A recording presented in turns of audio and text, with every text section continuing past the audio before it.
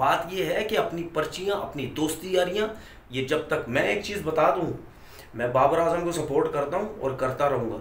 लेकिन अब जहां मुझे ये चीज़ समझ आई कि बाबर बिना वजह लड़कों को सपोर्ट कर रहा है, मैं बाबर के अगेंस्ट जाऊंगा।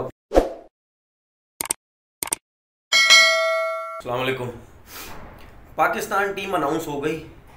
बड़ा कोई लोगों ने तीर मारा है, पागल बनाया हुआ है पूरे पाकिस्तान को कि जी पता नहीं हम किस किस्म की जो है वो सिलेक्शन कर रहे हैं, किस किस्म की हम टीम बना रहे हैं। सबकी नज़रें इसके ऊपर, पता नहीं शायद फ़खर जमान टीम से बाहर होगा, शायद शादाब वाइस कप्तान नहीं होगा, शायद सरफराज आ जाएगा, शायद मतलब वसीम आ जाएगा, कौन आ जाएगा कोई पता नहीं। क्या हुआ?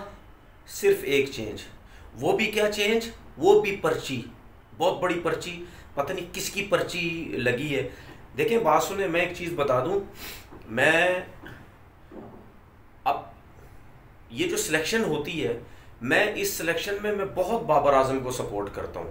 और मैं इस वजह से भी करता हूं क्योंकि बाबर आजम जो पाकिस्तान टीम का कप्तान 3-4 साल से होके कर रहे हैं, मैं ये समझता हूँ कि यार इनको कप्तानी और मिलनी चाहिए, क्योंकि उनकी कप्तानी में जो टीम की परफॉर्मेंसेस हैं किसी भी इवेंट में वो बड़ी अच्छी थी। किसी में सेमीफाइनल में हारे, किसी में फाइनल में हारे।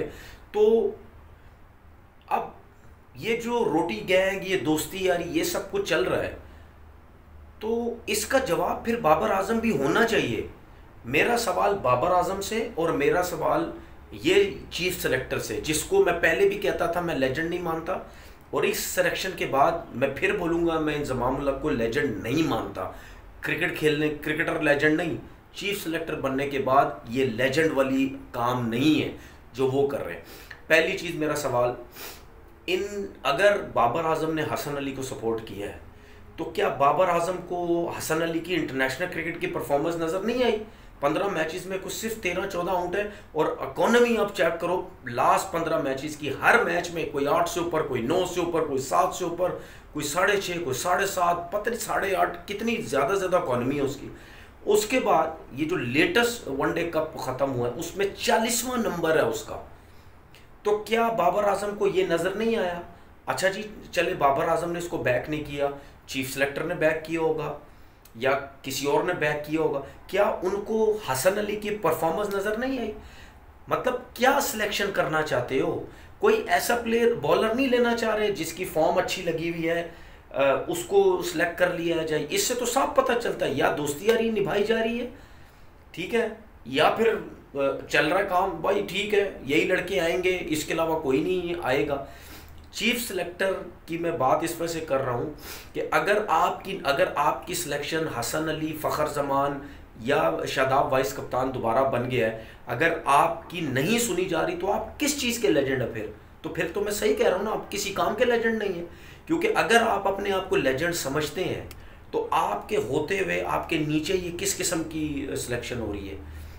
क्यों गलत लड़के को बैक किया जा रहा है? बात यह है कि जब आप फर्स्ट टाइम आए थे, आपने सीधा सीधा इमाम, जिसको मैं पर्ची कहता हूँ, इमाम ने आपको सीधा सीधा उसको बैक किया था। उसकी तो परफॉर्मेंस ही नहीं थी, क्योंकि आप मेरे साथ तो बैठ ही नहीं सकते। मुझे पता है आप मेरे साथ नहीं बैठ सकते, क्योंकि मैं तो उसका चटा भटा खोल के बैठ जाऊँगा। सारी जो उसकी परफॉर्मेंस थी, आप उसको जब लेके आए थे, स्टिल वो अपने लिए जो है वो क्रिकेट खेलता है।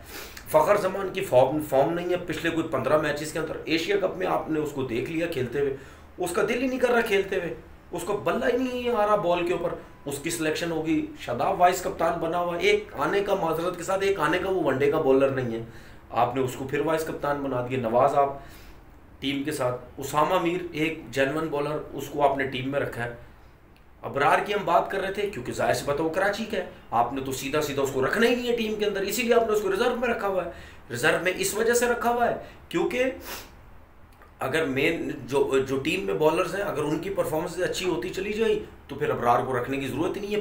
पूरी कोशिश है कि अबरार किसी तरीके से कोई वर्ल्ड कप का मैच ना खेले, उसको रिजर्व में रखो, और जो लोग उसके लिए बात करते हैं उनका मुंह बंद कर दो। लोगों का मुंह बंद होगा, मेरा मुंह आप नहीं बंद कर सकते। हारिस वो रिजर्व में आ गया, मतलब जो बंदा टीम में था वो टीम से बाहर नहीं हुआ, वो टीम से रिजर्व में आ गया। इन चीज़ों से साफ पता चलता है ना। इन चीज़ों से साफ पता चलता है कि आप लोग सारी क्रिकेट अपने हाथ में रखना चाह रहे हो। मैं पहले भी कह चुका हूँ, ये पाकिस्तान क्रिकेट बोर्ड लाहौर से हटना चाहिए, ये किसी और सिटी में जाना चाहिए। क्योंकि लाहौर के अंदर जितने भी क्रिकेटर्स हैं, मैं पहले भी कह चुका हूँ, इन्होंने सब चीज़ कंट्रोल की हुई है। आपको याद होगा काफ़ी अरसे पहले की बात है, जब आई थिंक क्रिकेट बोर्ड जो है वो कराची में था, उस टाइम की बातें, तो लोग सारे कहते थे जी कराची के लड़के ज़्यादा खेलते हैं, कराची के लोग वो कंट्रोल कर रहे हैं क्रिकेट के अंदर। अब लाहौर शिफ्ट हुआ तो लाहौर में भी यही सब कुछ हो रहा है।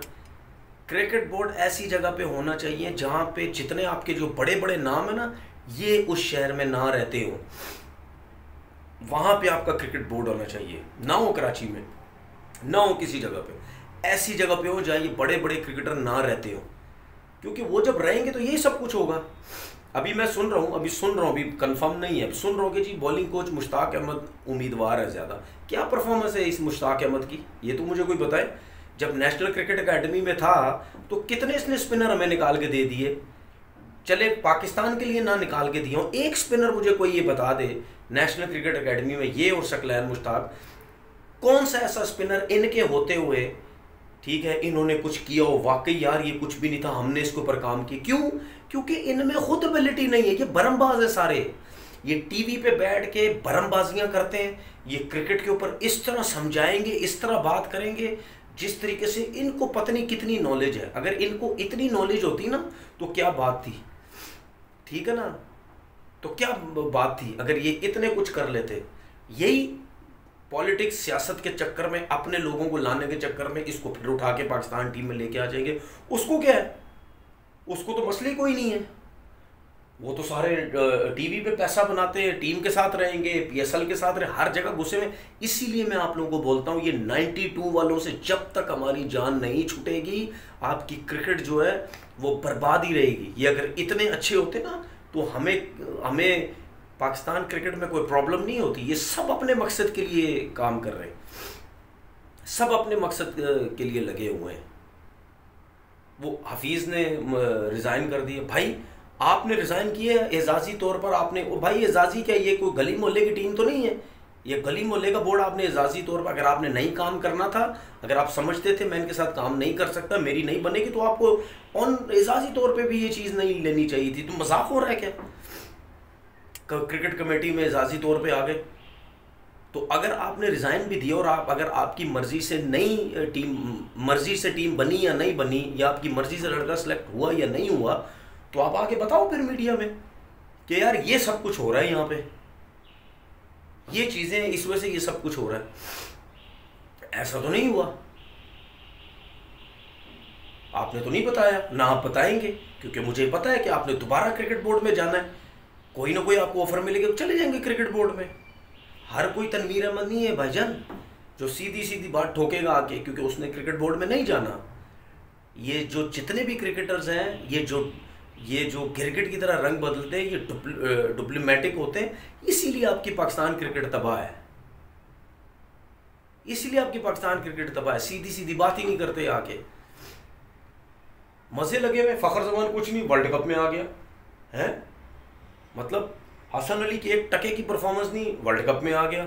इमाम अपने लिए खेलता है, वो क्रिकेट खेलता जाएगा। इसी तरह थोड़ी देर बाद फिर खुशदिल शाह को ले आना, फिर remember the name Asif Ali को ले आना, फिर बेन स्टोक, फहीम अशरफ को ले आना, बस यही चलता रहेगा। आपके पास हसन अली क्या शाहनवाज धानी की बुरी परफॉर्मेंस थी वनडे क्रिकेट की?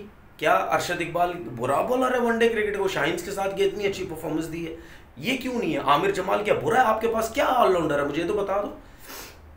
बेन स्टोक को आपने फारिग किया, हसन अली की जगह आप आमिर जमाल को डालते, उसकी जगह नहीं बनती क्या? बात यह है कि अपनी पर्चियां, अपनी दोस्ती यारियां, ये जब तक, मैं एक चीज़ बता दूं, मैं बाबर आजम को सपोर्ट करता हूं और करता रहूँगा, लेकिन अब जहां मुझे ये चीज़ समझ आई कि बाबर बिना वजह लड़कों को सपोर्ट कर रहा है, मैं बाबर के अगेंस्ट जाऊँगा। अपना बहुत बहुत ख्याल रखिएगा। अल्लाह हाफिज़।